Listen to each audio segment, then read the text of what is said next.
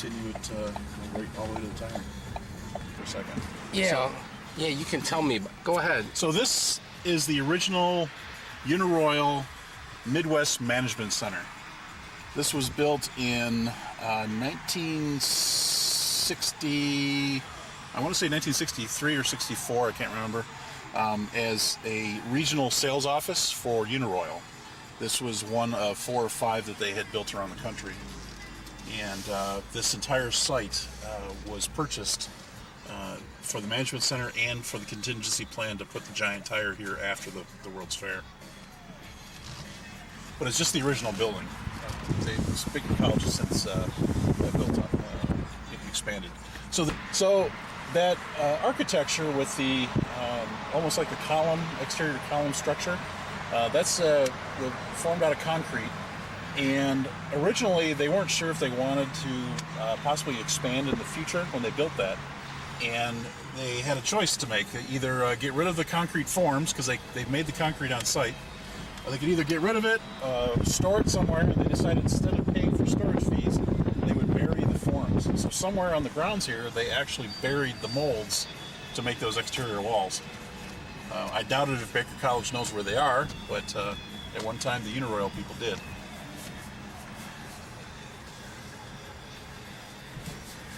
All right, well, this is their parking area here. So this is still rather new. I think this area was expanded in 2012, I think. So not too long ago. The catch basin is. So that area between the catch basin and the freeway is right away that was owned by, it was actually owned by Uniroyal at one time, and they've deeded it over to Baker College. But they can't build on it anyways. You could possibly have entrance and exit ramps. So we are on private property now. This plot is owned by Michelin North America, but we have permission to be here today directly from the marketing department, public relations department of Uniroyal. Uniroyal Michelin, same thing. We're going to cross the Ecorse River or creek? This is the Ecorse Creek. Creek, okay. So this runs through Dearborn Heights. And it's actually looking pretty good. I was here about 6 months ago, and the upstream side of the bridge was all stopped up with branches and debris. And it looks like it came through, and the county's responsible for this. Looks like they cleaned it up.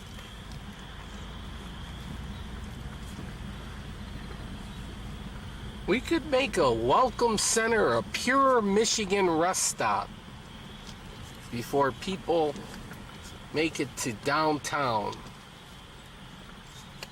And they could get their directions, use the restroom, get a snack, a beverage.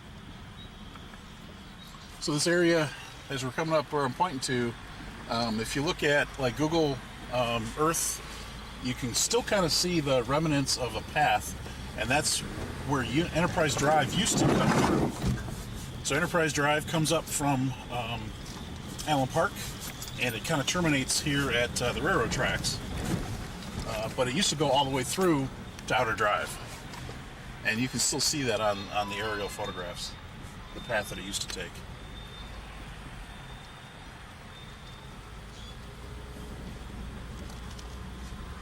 We're getting close.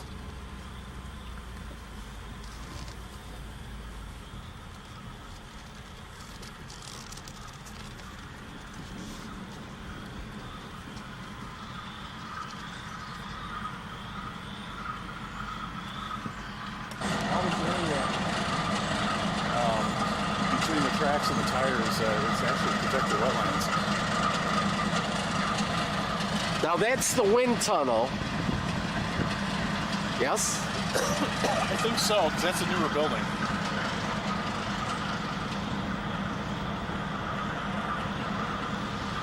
This is the route that the holiday train came by at Christmas.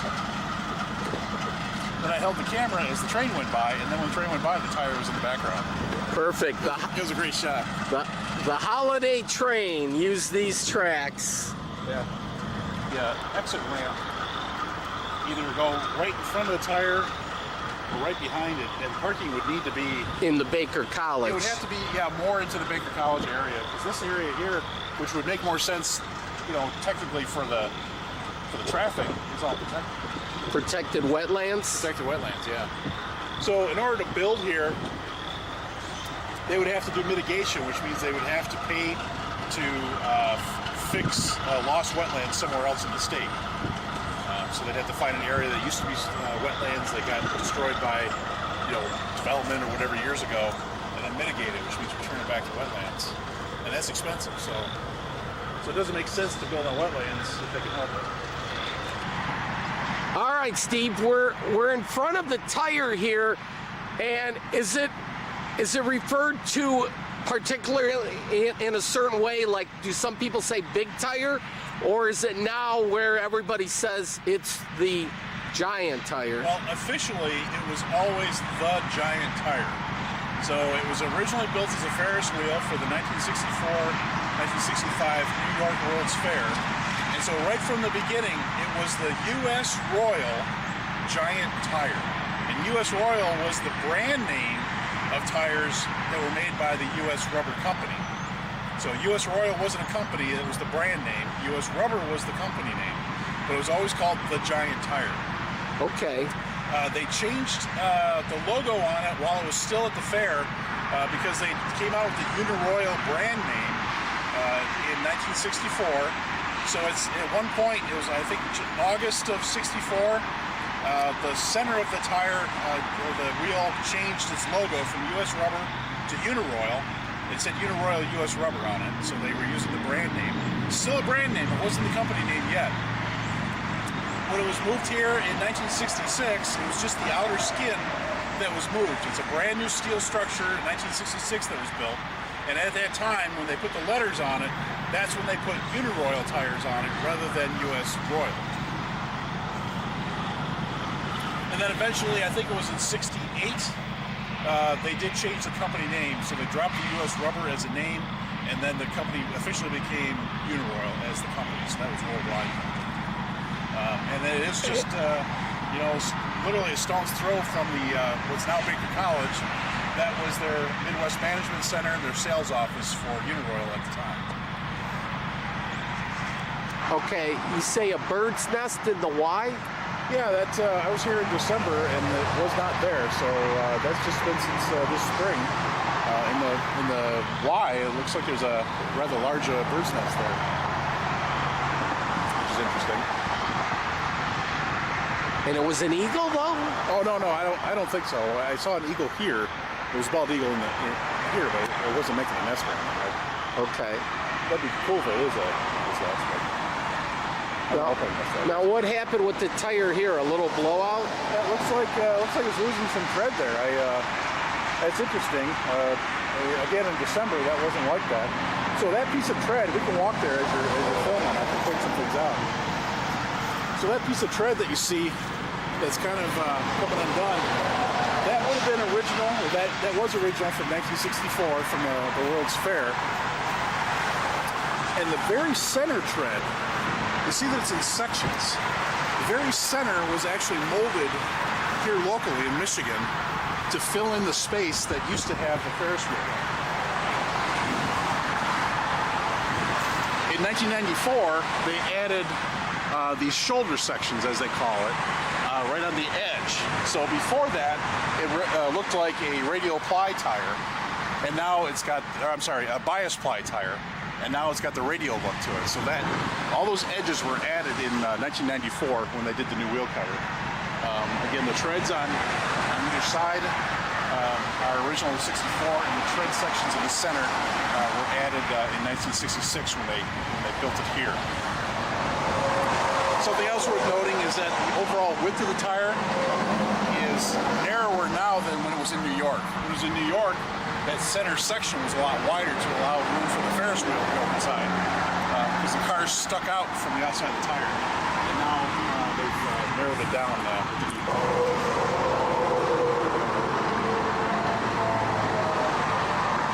In fact, I'm going to take a picture.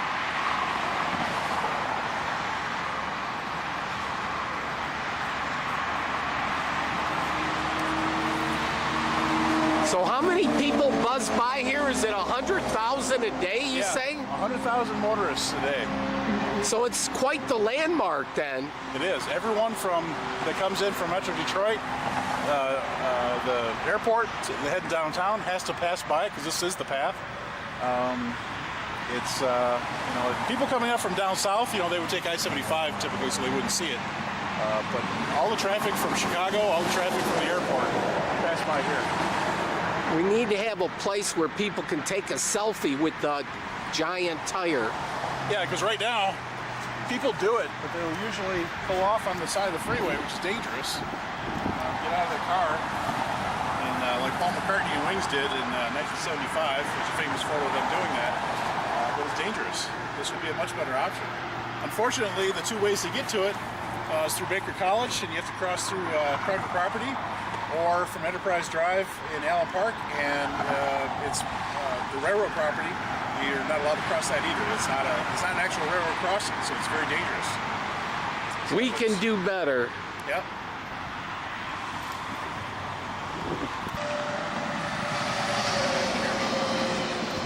Well, what happened to the nail? Well, in 1998, a giant nail was added. It was a 10-foot long nail added to the outside of the tread there to promote the nail guard technology tires. Originally, the company had wanted it to be animated. So a lot of people don't know that. Originally, they wanted on some sort of large guy wire or pole or something to have the nail coming from outside the tire and actually puncture the tire. But that was going to cost a ridiculous amount of money to do that. That would have been cool. So they settled for just a nail sticking out of it. And then when that campaign ended, they no longer carried that tire as part of the whole I-94 revitalization project. They decided they were going to give the tire a facelift, and at the same time they pulled the nail out. Well, what year was that? That was in 1994. No, I'm sorry, it was in 2003. They went in 98. Excuse me. And they pulled it out in 2004. It was Did they plug the leak with a patch? Actually, it never actually punctured it. It was stuck to the outside on a mounting plate. So the plate went on, fastened from like four corners kind of thing. And when that came out, so there's just a few little holes in it. Okay. But the tire was donated then to the city of Allen Park. And what they did was they put it up on eBay and they sold it to raise funds for the Allen Park Historical Museum. How much did they get? $3,000. They used a buy it now option. So Ralph Roberts from I think he was from Oak Park decided that he wanted it to promote his business, so he snapped it up for $3,000, and he spent over $100,000 on a Hummer and a special trailer to drag it all over town, using it to promote his business. Well, where is it now? Is it still on his Hummer? Because Mr. Roberts no longer has his realty business. He had some legal troubles here and there, and so it's now missing in action. I contacted Mr. Roberts for my book that I wrote about the giant tire, and he basically declined to participate in the book. So we don't really know where the nail is at this on his bankruptcy filings, he did list it as a $3,000 asset, though. So that's the last we heard of it. Wow. People want to know where it is. Yeah, they do. Oh, train on the move. All right, Steve, on this giant tire, I hate the wheel cover. That is butt ugly. I'm not crazy about that design. What's the story on the design? Are they gonna update it maybe and put something that looks cooler? Okay, well, you say that it's ugly, but you're comparing it now. You're saying that in 2019, right? Think back in the year 1994. What would have been current, what would have been hip back then. So in 1992, Oldsmobile they still were making station wagons, and they had their custom cruiser station wagon. So it was the top of the line, it was a fancy ass station wagon, and the wheels that they had on it looked a lot like that. So this was hip back then. It was hip in 1994 because it was based on the 1992 model year Oldsmobile, which, again, if you look back at the pictures of it, it was pretty modern looking.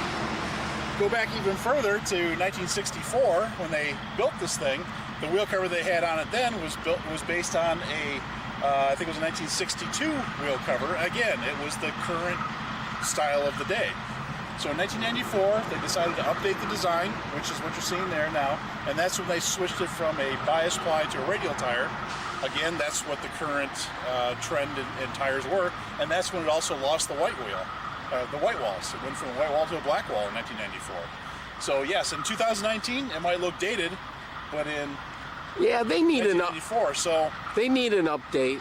now here's an interesting thought. Rather than updating it to 2019 style, what if we went back to 1964 on a vintage retro look? There you go. Now, you know what would be I'm involved down in with doing that.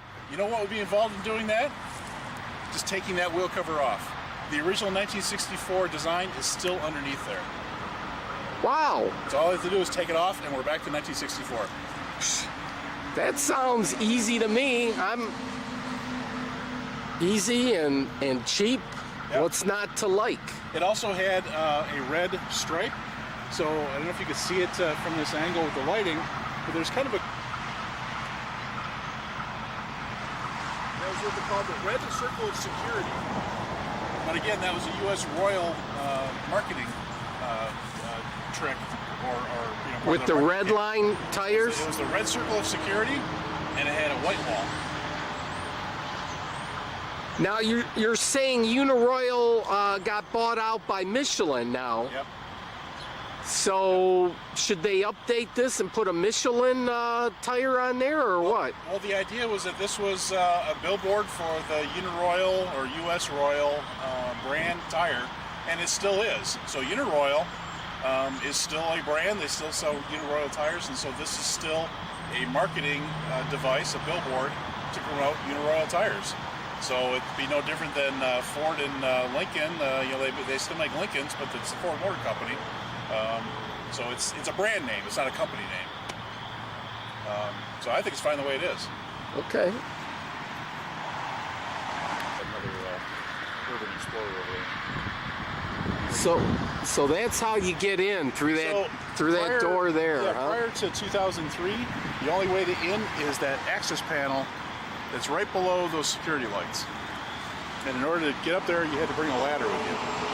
So there have been a few Urban Explorers over the years that did climb up inside there. They got busted, but they did do it.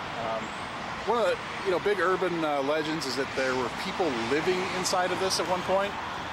There's no evidence to support that. There have been people that have broken into it, yes, more like vandals or just urban explorers. But as far as living in it, that would be pretty hard to do, since you would need a ladder to get up through the access port, and that would have been noticeable. Nowadays, though, you do have the door down below, but that's all secured up as well. So you've got better security on the fences than it used to be. You got razor wire, you got secured door, so it is a more secure facility than it used to be. Can we still go to the top of the tire and take a peek? That has never been open to the public, unfortunately. I've been up there. Darn! It's a climb you don't want to make more than once. Oh, let's do it. Let's just say it's not OSHA rated. It's not a really work site. You can't, it is possible to get up there, but it's a harrowing climb.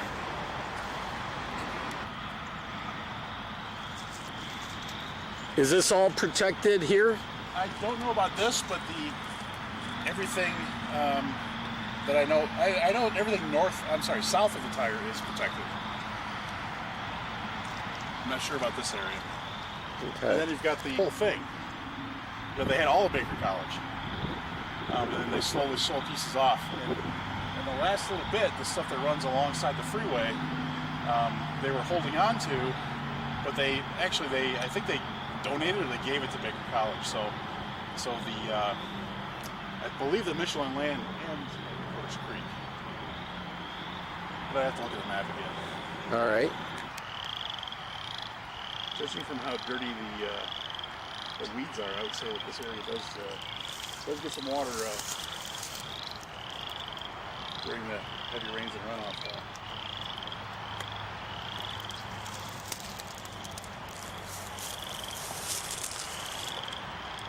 That's a lot cleaner than it was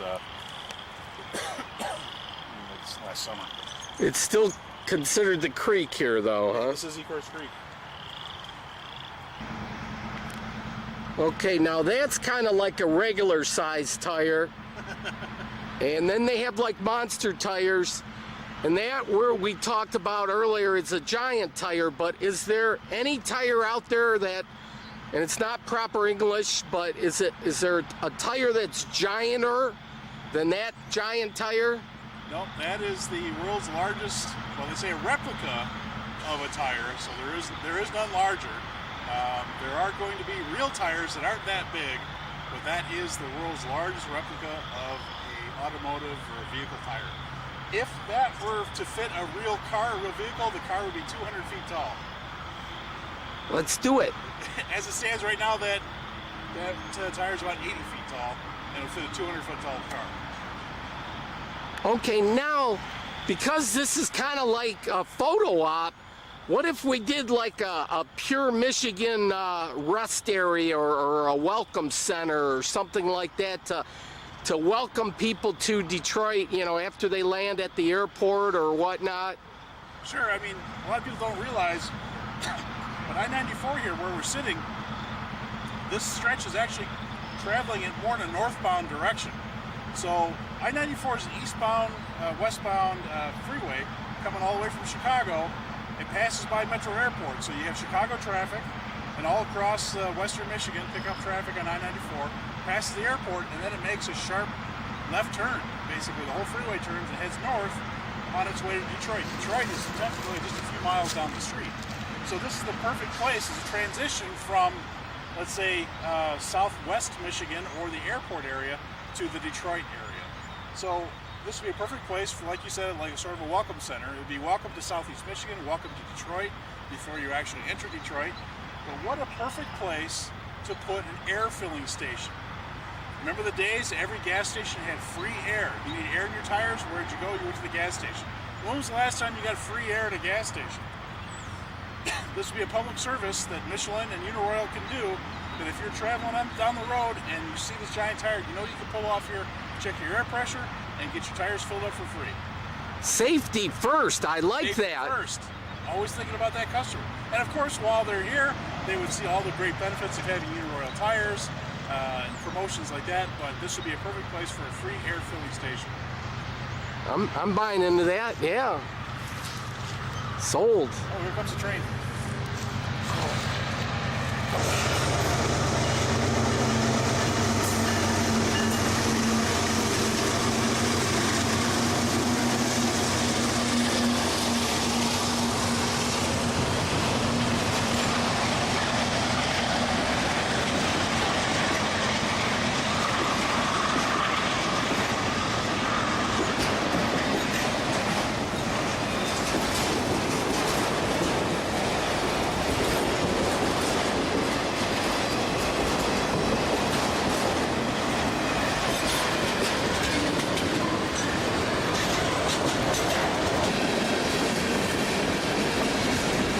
Santa Fe. I mean, that's another company.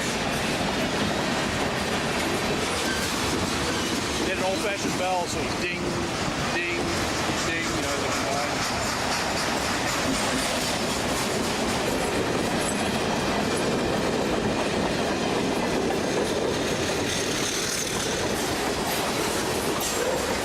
It does look like lumber, doesn't it? Yep. It's plywood. You can smell it. Smell the plywood? Yep. It's like Home Depot. So I wouldn't be surprised if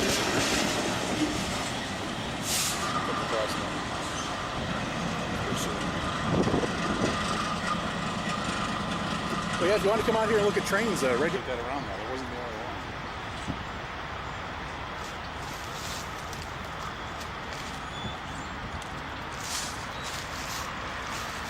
Let's look different in the wintertime. Park, and then I'll immediately walk down the embankment. So I'm way the hell off the road before I start trying to take pictures. But it looks like he was trying to get a shot with his motorcycle. Now, what do you have coming up in Plymouth at the library? You're going to have a memorabilia and... So I got two things going on at the Plymouth Library. One of them is an author fair.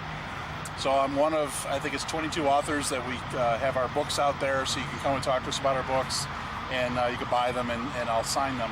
But then also later I'm doing a slide presentation and question and answer session where I've got some relics of the tire. So I've got pieces of fiberglass that came off the tire.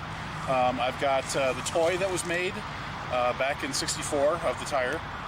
And I've got vintage slides, so actual 35 millimeter slides that were taken during the World's Fair. So what I like about slides is that piece of film was actually at the fair. It's not a copy, it's not something printed out of a book or something like that. The slide itself was actually there. A photographer stood just like we are today, taking a picture of that tire, and I've got that piece of film. So I've got roughly two dozen original slides that I show, and I actually show them in a vintage slide projector. So instead of scanning them and showing them on a computer, I bring a real slide projector as if it's like home movies, or like when your dad used to show vacation slides, that kind of a thing. And so that's when how I is show this it. presentation? That'll be in May. So if you go to gianttire.info, you can get links to all the events I'll be at, and you can actually buy the book there too. So this is my book called The Giant Tire, and this is about 13 months worth of research. The biggest challenge with the Giant Tire is that all of the official company records were lost in the 60s. We're not exactly sure when it occurred, but it was most likely when U.S. Rubber moved its entire tire division from New York to Detroit. So all the engineers, all the salespeople, marketing people, and the entire division of the tire division were forced to move to Detroit. And so I'm sure there's a lot of unhappy people having to leave their homes. And so we think that's when all the records were lost. So I was able to piece together a lot online, a lot of personal testimony, and I pieced together everything there is to know about the Giant Tire is in this book now. So you can get this at gianttire.info. You can also get it on Amazon, but you're going to pay a whole lot more for it. If you get it directly from the distributor, gianttire.info, it's a lot cheaper. So this contains 284 full-color pages. Well, can we take a peek inside, or? Sure. Hey, come over my shoulder. I'll show you. We'll flip through here. So basically, this is initial concept art. So those that are having a hard time conceptualizing what it used to look like as a Ferris wheel, that's the first piece of concept art. I've got pictures from the construction of it in 1964, press releases talking about the new Ferris wheel at the World's Fair. So right now it sits at I-94, but this was a Grand Parkway there in New York. So this is what it looked like while they were building it. I got we got some promotional information, some ads that were placed in newspapers, brochures, comic books. Again, most people don't realize here in Detroit that it was featured in so many different things. A coloring book. There was a toy produced of it, which is actually quite collectible now. So there's the toy. And then I've got a lot of nice color photos of the tire while it was at the fair. This looks like a tourist trap to me. Yeah. Wow. Interviews with people that actually worked at the tire. So this is Sue Van Winkle. She actually sold tickets and souvenirs at the tire in 1965. Neat. So some of the workers. And it was situated next to the Sinclair Dinosaur Land. Yeah, so I saw a dinosaur there. That was... and that's the Ferris wheel when it moved to New Jersey. So from New York, the Ferris wheel went to New Jersey, and we got the rest of it here in Detroit. Interesting. Newspaper articles, pictures from the inside. So I took that picture when I was inside. More from the inside. So that's 1966 when it was first built. Takes on nails. I remember that. Yeah. So there's a whole chapter on how it looked throughout the years, how it changed its logo, the Royal Seal, when it went through different company changes. So that's we got the original letters when they took those off. This is what it looked like when they were putting the new wheel cover on that I mentioned in '94. So these pictures came right from the company that did the work. There's the new letters before they went on. There's the nail. And then in 2003, like I said, they did a revitalization. That's when they put the new door in. They put all new drainage, all new paving. So they really did a lot of work to fix up the tire in 2003. There's the nail being removed. So like I said, this book contains 13 months worth of research, and there's a lot of information I was able to find. It wasn't easy, but this is everything there is to know about the giant tire is now in this book. So no question goes unanswered. No. All right. If it, yeah, so it was really popular. It's like the dinosaurs eating the tire there. Yeah, so that was a really popular angle. So the Sinclair Dinosaur Land was right next door to the tire, and so it was a really popular photo spot right here to show that the dinosaur was eating the tire. Well, maybe So- we need to get a dinosaur here too. Well, that dinosaur still exists. It's in Texas. Oh. I think all of the dinosaurs. So this can live be somewhere. done. It could be, yeah. You'd have to talk the dinosaur park in Texas out of the dinosaur, but it could be done. So they have the Bring them back together. yeah. So they have the T-Rex and the large Brontosaurus, the symbol of Sinclair. They've got them both at the dinosaur park in Texas.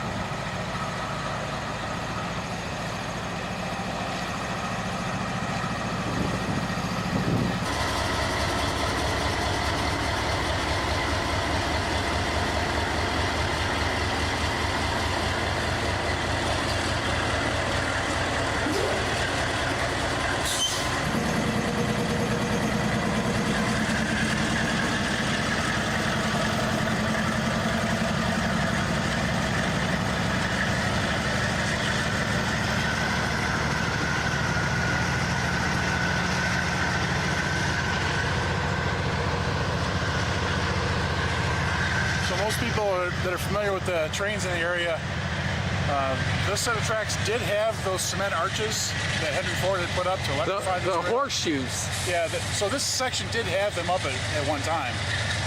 And then when that idea was finished and they no longer wanted to have electrified rail, they had started to take down the arches and realized how expensive it was to take them down and realized it wasn't at all necessary. So that's why really only like this section has been removed. If you go further down south and west, they're all still there. And you can track them on Google Earth. You can look at the satellite photos. You can see all the arches, and then a lot of the arches in some places are gone, but the pads, the bases that the arches sat on, are still there because they are just What was it, about Mammoth. every 50 feet they had one of those? something like that. It was Yeah. there was a lot. There and they was. were very, very well built. Very well built. So the rail was here. Henry Ford bought it. Decided he was going to electrify it, which he did.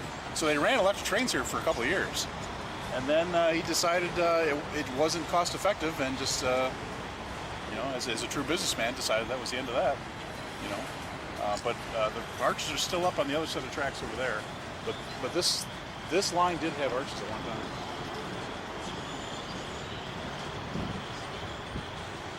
What do you think? Are these going to the Rouge?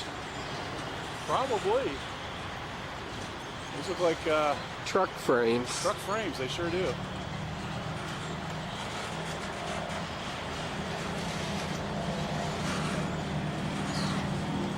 I was in that plant in the 80s doing some estimating work for the piping company I was working for when they were still making the Mustang there. So, they had the Rouge Tour now, but I was there when looking at a piece of equipment for it was like air dryer system or something, and literally 5 feet behind me was the Mustang line going down the lane. Yeah, these are some pretty big frames. Those are big trucks. Big trucks. Yes, indeed. But, You're talking about the quick lane yeah. bowl that they had at Ford Yeah. Field. Yep. Oh, so this book is really current. Yeah. It's actually as current as December of 2018. I'm sorry, January of 2019, when the new aircraft avoidance light got put in. Oh, you had a nice view from the top Yep. there, huh? So that picture was taken by the electrician that installed the new light. Okay, so planes don't hit it. Well, it's actually lower than the utility lines are now today. But the FAA actually said that pilots use that as a navigation aid, so they appreciated the fact that the light was maintained. Yeah, you don't want to hit the giant tire. But yeah, pilots use it as a navigational aid. I capped off the damage then. And then when I was here for the holiday train, I noticed that the one remaining bulb was burned out. So I let Michelin know, and they just contacted the electrician, and the electrician decided to go ahead and replace the whole fixture. Buddy here though, you might bottom out.